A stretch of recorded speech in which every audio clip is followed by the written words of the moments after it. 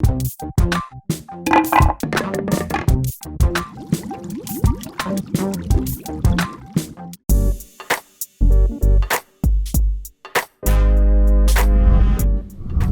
happened after more than 50 years.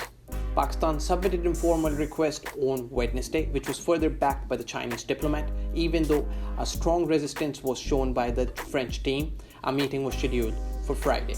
Pakistan has reiterated its desire in finding a peaceful solution to the problems in Kashmir, while the Indian government has given a deaf ear to all the peace calls made by Pakistan. Narendra Modi has led on to violate 11 UN resolutions and has made the Shimla Agreement null and void. More importantly, Pakistan has gathered global support from several leaders across the world who have stated they are monitoring the situation in Kashmir closely. Influential figures such as Hassan Minhaj, Mehdi Hassan of Al Jazeera, have stated and have talked about Kashmir, which is very important in creating a global awareness regarding the issues in Kashmir. But something more important is happening, and that is the news coverage from the region. News outlets like New York Times, Al Jazeera, BBC, Al Haaretz, and Sky have accurately reported from the ground.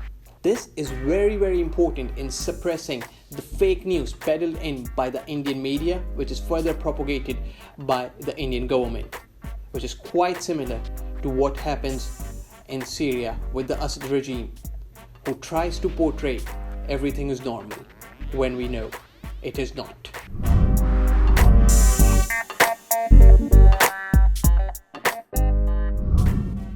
So what is actually happening in Kashmir?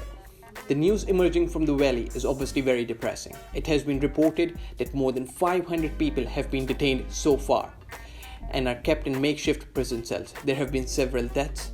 People who are injured in protest are in hospitals which are raided by the army.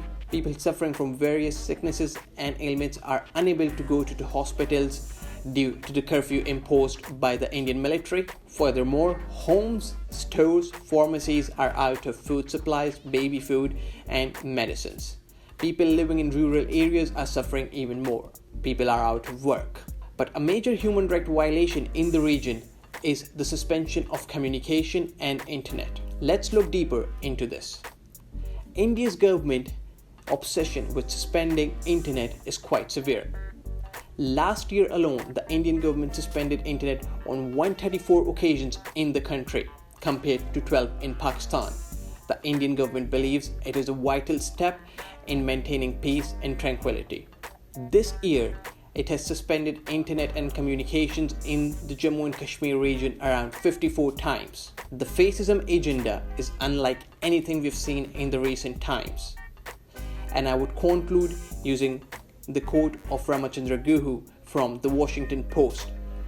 The Indian democracy was a miracle one, and it's about time we start downgrading its credentials as Narendra Modi is leading the country. Thank you. We're really excited to share fantastic content with you on all the fun topics. Please subscribe to our channel by clicking on the subscribe button below.